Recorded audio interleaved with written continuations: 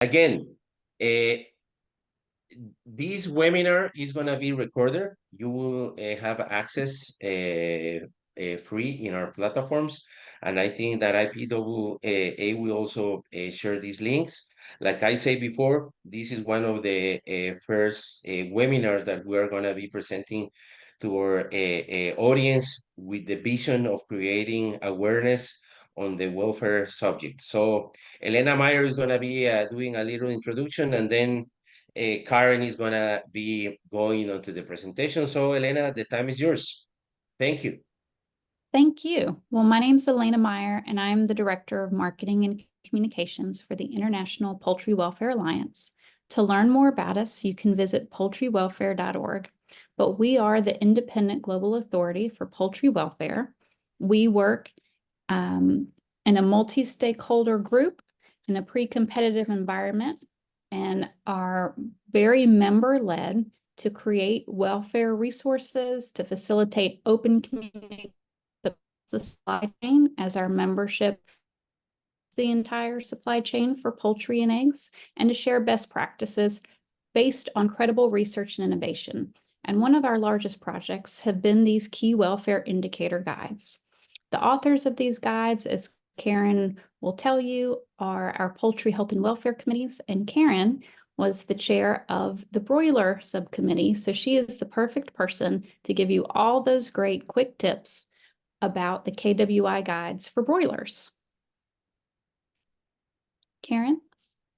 Thanks, Elena. Let me, let's see, there we go. Oops, a little too fast. Let me back up, sorry. Got a little bit of a lag here. Well, Elena, you may have to run the slides for me.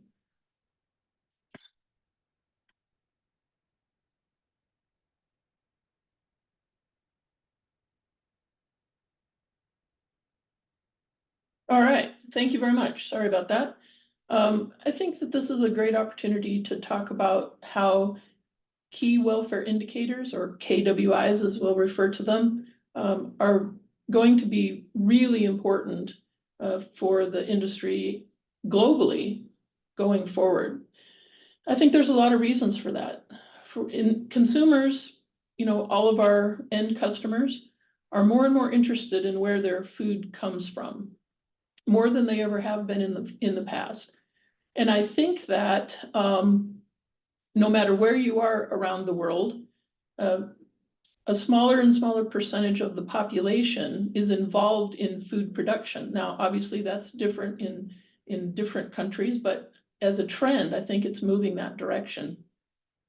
But I think what is true is that consumers everywhere want to know how their food is grown. And when we're talking about animal protein, I think they want to know that the animals are being cared for. And I think that's important. And I think another important thing that we all need to understand is that ultimately consumers want to know that we as producers care about the animals that we grow for food. And key welfare indicators, I think, will be a really good way to communicate with customers and the end consumer about the continuous improvement in animal welfare that key welfare indicators can provide. Next slide, please. So let's back up and we'll start with, how do we define animal welfare? Well, the World Organization on Animal Health describes it as the physical and mental state of an animal in relation to the conditions in which it lives, okay? But providing animal care, as all of you know, is complex, and it requires different things for different species, or it requires different things for different ages within the same species. And there can be differences involved in the environment in which they're grown. However, the IPWA, or the International Poultry Welfare Alliance, recognizes that there are different definitions and standards for poultry welfare, but we believe that there is a holistic approach, meaning how do we wrap this all up for everybody? And that is how we began the development of the KWI guides. And I really believe that the KWIs will help improve the overall welfare and welfare outcomes of poultry around the world.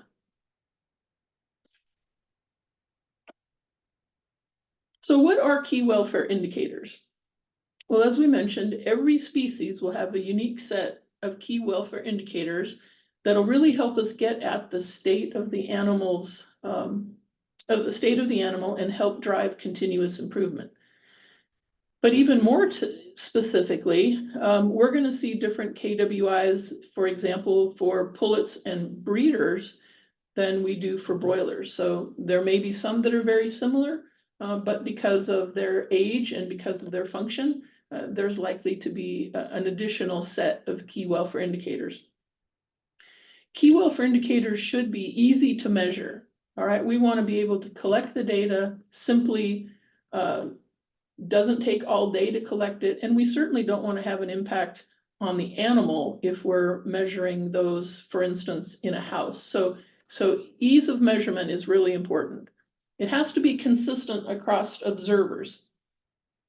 So we want every person that's listening to this to understand key welfare indicators, how you would collect that information and record it, and that it would be all of it, we would all agree in those observations. And then most importantly, it has to be significant to the animal's welfare. I know everyone here is familiar with Temple Grandin, and Temple reminds us that we cannot manage what we don't measure. So the real way that we can get better is to monitor and manage the data so that we can know where we are, know where we're going, and I think KWIs will give us an opportunity to do that. KWI should also be consistent across all housing systems and sizes. So whether you're talking about mega houses or small houses, big farms or small farms, the KWIs again should be consistent. And they should be accessible and understandable by those people that are managing the animals. Now, they may not be the ones that are collecting the KWIs, but it's really important that the caretakers understand that their actions can have an impact on KWIs, either negatively or positively.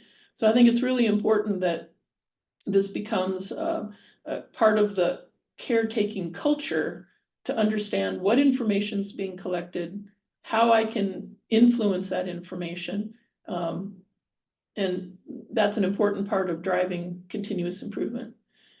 KWIs also need to be science-based.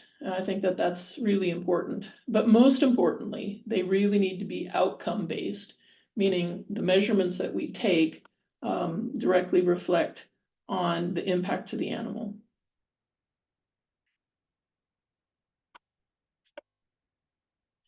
It's also important to know what KWIs are not. So KWIs in the guide that IPWA has prepared are not prescriptive and they're not standards. So we're not going to say you need to be at this percentage of foot pad lesions, or you need to be at this percentage of hock burns. So we're going to understand why those different KWIs are important and allow people to benchmark and drive continuous improvement.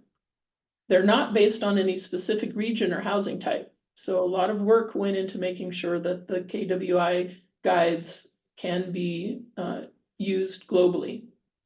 They're not based on theories.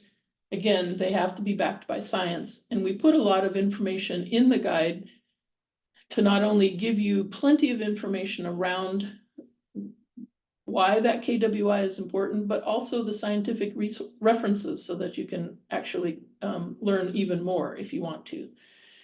And they're not resource-based and they're not input-based. So we're not just saying, if you count this many animals or if you count this size house or something like that, that's a KWI. No, we're talking about how we can relate the information directly to the impact it has on the animal.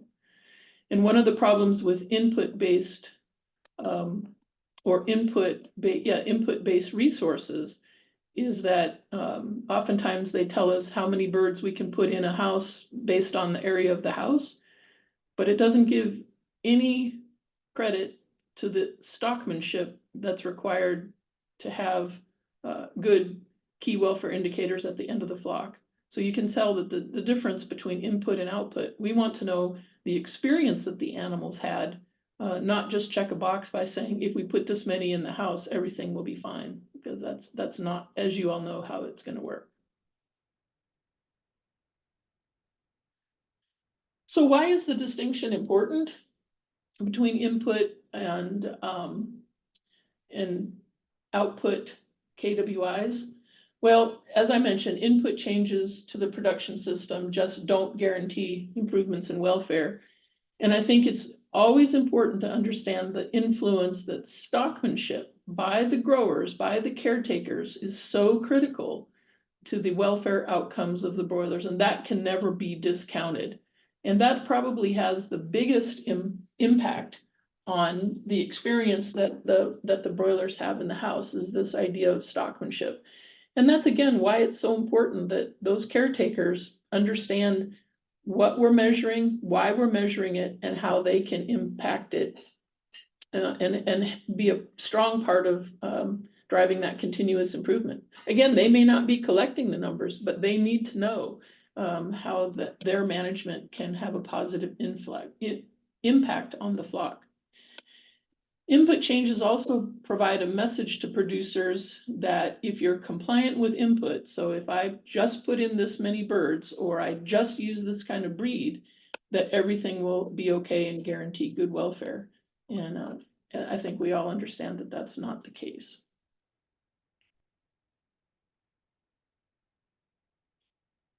So what was the goal of the KWI guides? There was a tremendous amount of work that went into creating the guides. And why did IPWA think that this was a monumental task, and why was it so important? We really wanted to encourage the global poultry industry to measure and share their progress using KWIs throughout the entire poultry supply chain. So you'll find KWIs for pullets, breeders, observations on the farm, transportation, and processing. We also think that a consistent reference for the supply chain and all stakeholders. So we have a lot of customers in the industry in the US that are partnering with producers to collect and monitor KWIs. And I think that this really helps in transparency, and it really becomes a partnership on continuous improvement. And I think it's leading edge information on what KWIs can drive continuous improvement in welfare. I think that's really important as well.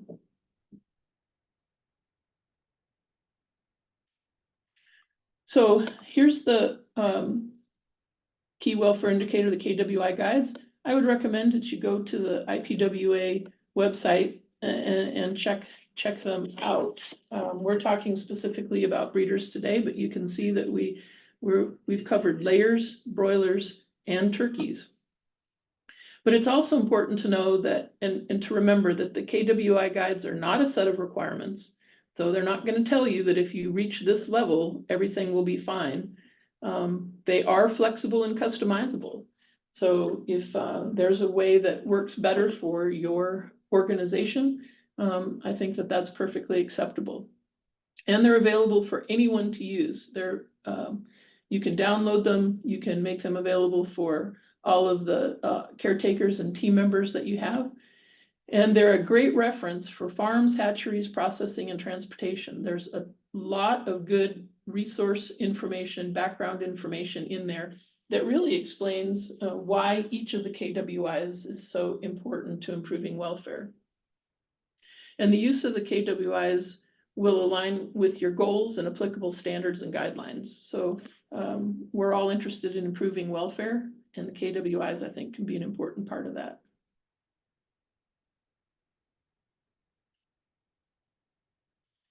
So let's just kind of give an example of what the guide will look like. And so for this example, we'll use air quality. And this happens to be one out of the turkey KWI. But as you can see here, we're going to provide you with the definition of the KWI, the reasoning why it's so important, ideas on how to measure it. Sometimes there's one way, sometimes there's multiple ways that you can use to measure that KWI. And then there's going to be information about the implementation. So we set it up so that if some of these KWIs are new to you, you may want to start with the tier 1 action and get started there. As you find that to be a valuable KWI, you may want to continue into some more detailed implementation and measurements. So tremendous amount of information available. So this is what the guide looks like, and you can see that there's information on the farm for processing, transport and handling, mortality, and hatchery. So we've got everything in the guide that's covered. So you can look through different sections, you can find the parts that are specific for you. And I think it's also important to say that not every location is going to use every single KWI, but you can work with your teams to determine which of those KWIs are going to be most appropriate for your location and help drive improvement in welfare in those areas that you're really focused on.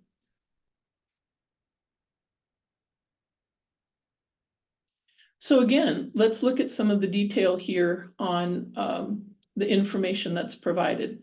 So for this case, we're going to talk about litter quality. So you can see that there's a lot of information here as to why litter is important and how litter can impact welfare and why it's important that it is used as a KWI. It's a good one that will tell us a lot about some of the health and welfare aspects of the birds going forward. So I think litter is one KWI that we should all focus on.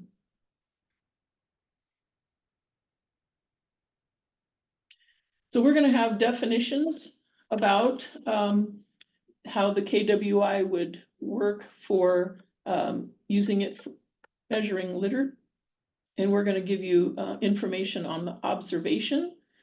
And then we're going to demonstrate how you would make that measurement and record that measurement. So we'll take multiple measurements in a house, record those, and create enough information that we can say, hey, our litter is in pretty good shape as we go forward. Or we can say, you know, this is an area where we really need to focus on. And there'll be information in the guide to say, you know, if I need to improve it, here's some places that I can go to get that information as well. And then there's references for learning more information about it.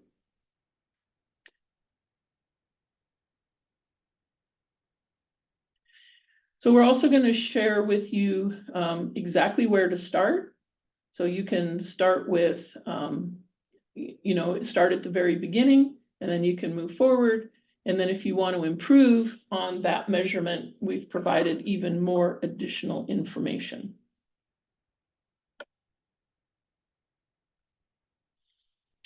So let's talk about the scope of the KWI guides and what's included in the different sections. So broiler welfare outcomes that can be measured and drive continuous improvement. And I think that we can't say that enough, that all of these KWIs have been included in the guide specifically so that they can be easily measured, that they can be measured consistently by multiple people, and ultimately they will drive continuous improvement. So let's think about the hatchery. I think some of the most important hatchery outcomes that you'll find in the guide are cull rate, injury monitoring, chicks on the floor, and a discussion on monitoring chick comfort while they're in the hatchery and waiting to be loaded on the truck.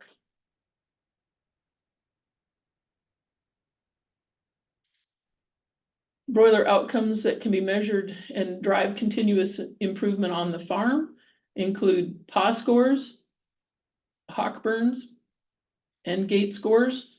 Now those three are really important as part of our an outcome of litter management. So I think that those things are tied really closely together. And oftentimes these KWIs, even though that's a farm outcome, can easily be measured at the plant. So we can think about doing them at the farm, but it's difficult to handle those birds to get the sample. So even though that's a farm outcome, typically we measure those at the plant. PAW scores, obviously, litter management plays a strong role in PAW scores. Hawkburns is similar, but can also be an indication of bird activity or even bird inactivity. How much are they sitting in the litter? And then, of course, gait score would certainly have to do with leg health and monitoring leg health. Mortality, culls and cull verification are KWIs that can easily be collected at the farm level. And I think that culls is an important measure that growers are identifying birds that aren't going to thrive in the system and humanely euthanizing them, removing them from the flock, rather than waiting until they become mortality. I think the cull verification KWI is also very important, because that way we can, as an observer, so the person that's assigned to do that KWI can really then understand that the recording of mortality and the recording of culls is accomplishing what we want. So cull verification would be simply going in and monitoring the number of birds that aren't going to thrive, can't access feed and water. And we would hope that that would substantiate the fact that the grower is doing a great job of identifying those culls and removing them from the flock. We've already talked about litter quality. Ammonia level is another one that's can be an important KWI, and oftentimes is also tied to litter quality. And then mobility assessment. So, you know, how well are the birds moving? And again, are we doing a good job of culling?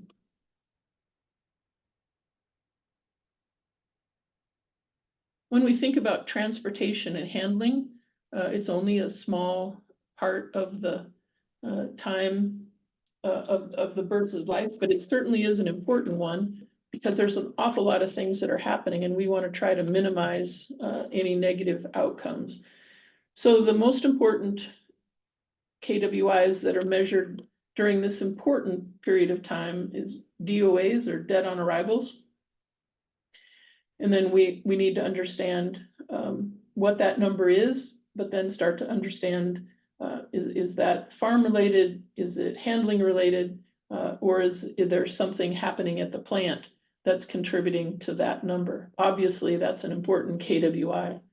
And then, of course, damaged wings and damaged legs is not only an economic issue, but is a real indication that there's a handling opportunity somewhere in the process of catching, unloading, and during the processing component there. And legs would be a similar KWI.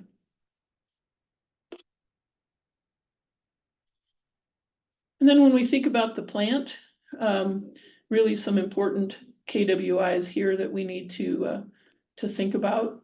So unloading procedures. Our unloading procedures have a lot to do with handling, making sure that the birds are handled properly, and at the same time that we aren't creating some type of a negative impact even for meat quality.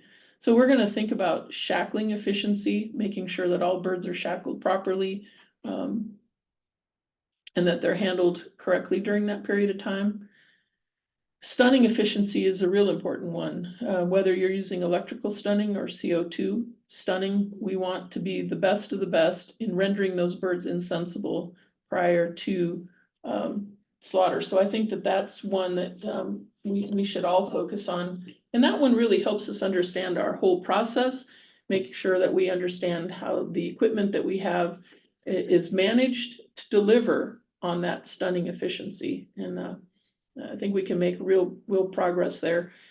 And this one not only tells us about stunning efficiency, which from a welfare perspective is critical, but also can be part of the KWI involved in wing damage as well. So oftentimes these KWIs are linked, and by improving things in one area, we definitely see an improvement in others.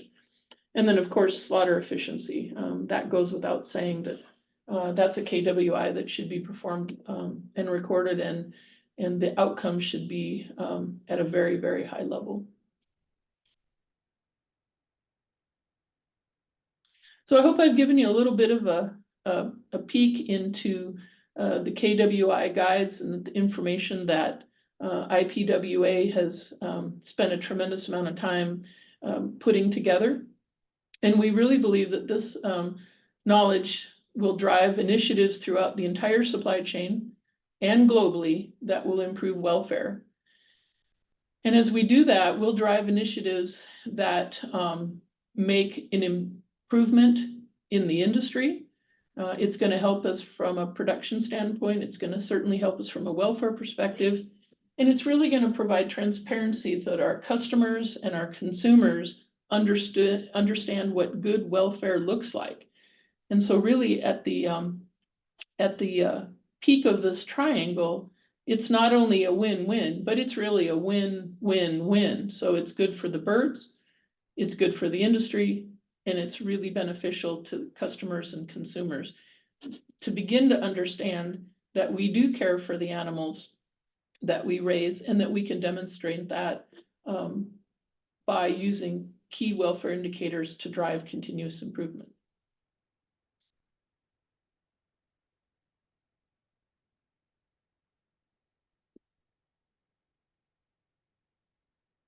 So that's really kind of a sneak peek into the KWI guides. I hope that it's enough to really get you interested in going to the website at poultrywelfare.org, downloading those guides, sharing them with your team, and really developing a program that will be unique to your location, to your situation, and will be successful in improving animal welfare.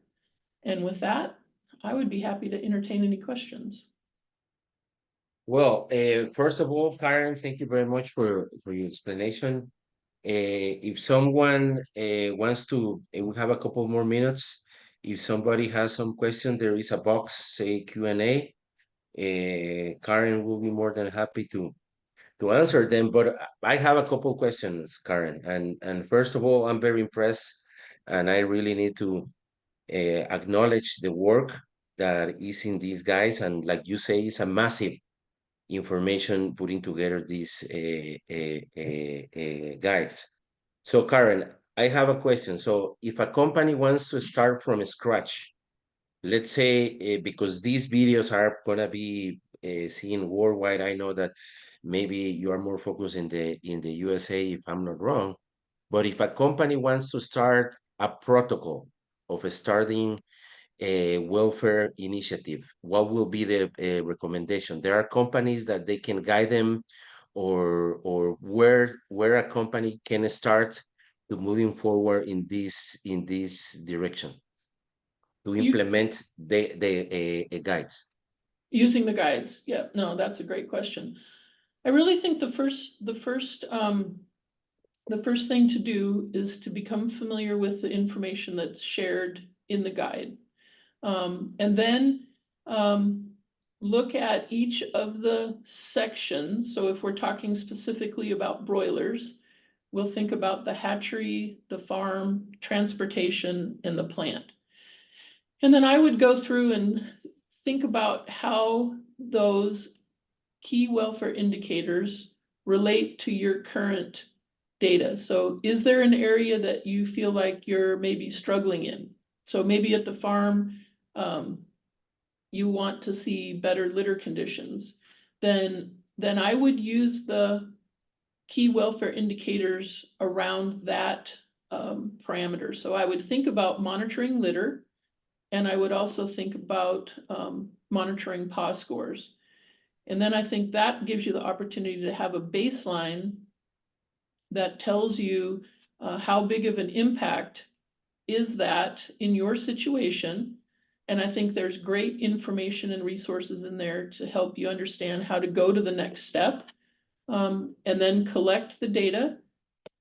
And then work with team members, making sure that everybody understands the significance of why this is important, what the positive impact will be, and then implement the changes that you really believe will make an improvement. And I think everybody loves to see a graph with lines going up, because that's most always is really good. And so I think people become really interested in seeing that improvement, and they become really innovative and creative and willing to do that that research and look for those answers to help drive that. So I would look for 2 or 3 of the KWIs that really resonate, that you can relate to, and that will help you in the areas that you may be struggling with. So if you want to think about, so litter, I think is a really good one. PAW scores, I think is really a good place to start. In the plant, we talk about transportation and handling. I think wings is one that we can really focus on and think about, and that gives you the opportunity to say, well, this is where we are, this is where we'd like to be, and then the guide will provide you with some ways to dig into understanding if it's a handling issue, or if it's an unloading issue, or if it's something that's happening during processing. So then you can identify which of those areas is contributing the most to the problem, and then focus on driving the continuous improvement there.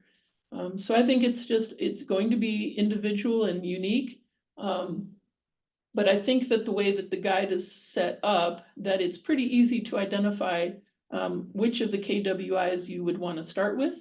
And as you see improvement and gain that confidence in the ability to drive improvement, then you can think about which other KWIs might also provide additional continuous improvement in each of those sections. I wouldn't want anybody to think that they have to take the guide and start with everything. That's way too big of a bite. So I would look at 1 or 2 KWIs in each section. Can I do that? Can I show improvement? And then from that, everybody begins to understand the significance and the power. And then you can add those in that are kind of the next ones that are most relevant to your situation. So that was a lot. I hope that helped. Yeah. Karen, I have a lot of questions, but here we have a question from Tarek Ahmed. He say, thank you, Karen, so much for your presentation. Would you please tell me the DOA percentage and it differ from winter to summer? Yeah, that's a great question, but you know what? I can't give you a DOA number because the guides aren't prescriptive. So what I would suggest is that you understand where your DOA number is, and then think about, is it a number that needs to improve? And if it is, then I would look to the guide for the information that's shared there as to how do I dig into a DOA number and look for ways to drive improvement. And I think there can be seasonal differences in DOA numbers, but that's an indication that we need to be thinking about ways to mitigate those seasonal differences. So if I'm thinking that summer's really hot and my DOAs go up, and I'm using it as a KWI, and consistently that KWI increases in the summertime, then I think you look for those resources in the KWI guide that will help direct you to ways to reduce DOAs in the summertime. And that's likely all going to be about heat mitigation. Yep, absolutely. So then we can get creative on, we understand the problem, it's higher when it's hot, and as a team, What are those things that we can do to mitigate that? And then you see the success of your planning by the improvement in that key welfare indicator. Okay, thank you. Thank you very much, Karen. One more question for me, Karen. In the USA, who is leading this regulation? Is the government, associations, individual producers? Who is handling the ruling of this? Oh, good question. Good question. You know, there's really differences globally on welfare regulations and maybe even welfare standards. The International Poultry Welfare Alliance, though, doesn't set the standards. We've just provided information to help get better. So I would say in the US, we have fewer welfare regulations. We have very strict regulations, government regulations, especially around processing and activities at the plant that have to do with slaughter. Okay. But when we get farther into the plants, that really becomes information that comes from the industry. And more, as we talked about, that customers are demanding to see improvement in all of those welfare indicators at the farm. So the US may be pretty lax in terms of regulation, but it really doesn't matter if you're highly regulated or if you're not. We're all in this together to improve welfare. And there would not be any regulation, I can't imagine, that would prevent you or inhibit you from using the KWI guide to improve the situation from where you are now to where, as a company, you think you need to be. And I think that that's the real power of the guide, that irregardless of where you are globally, it can be very, very impactful if you implement those KWIs that are important to you and you manage those, and the team begins to understand the activities that drive that KWI in the direction that you're focused on. And that can happen irregardless of regulation. There should not be anything in the guide that would be conflicting with any local or regional regulations. But there's always a but. You know, if there is something, you would obviously need to be aware of it. But I can't imagine there in any case that that this wouldn't fit into any situation globally. Yeah, completely agree, Karen. And I think that maybe that's one of our main goals here, doing these partnerships, is providing awareness and promoting a global movement to do our homework regarding welfare. And you mentioned something about consumers. Sadly, is my thinking. Sadly, we have in the news more, let's say, media against how we, because we are in this industry, how we produce, how we raise chicken, how we slaughter chicken, and there is a bad marketing in the people that is not in the industry. So I think that providing this information, providing awareness is something that can help and is something that we need to keep doing to provide that information to general people that is not in the industry. That's exactly Right? right. I think you're spot on. And I think that another one of the powers of the KWI guides is to increase transparency and help combat exactly what you're talking about. And so individual companies can share their KWIs as they feel is right for them as part of a transparency to help educate consumers that in fact the industry is doing a good job, that they're striving for continuous improvement, and we maybe weren't as good yesterday, but we'll be better tomorrow. And I think that that can be a really strong story. And the other thing about the guides is if we all follow the guides, then it lifts everybody up the same way, because we're all focused on making improvements using the same observations to do that. So consistently, we can demonstrate that as an industry, we're moving in the right direction. And I think this idea of transparency is very important. And I think what we like to say in the United States industry is that it's important to tell our story, because if we don't, somebody else will tell it. And Completely KWI agree. can be important part of that story.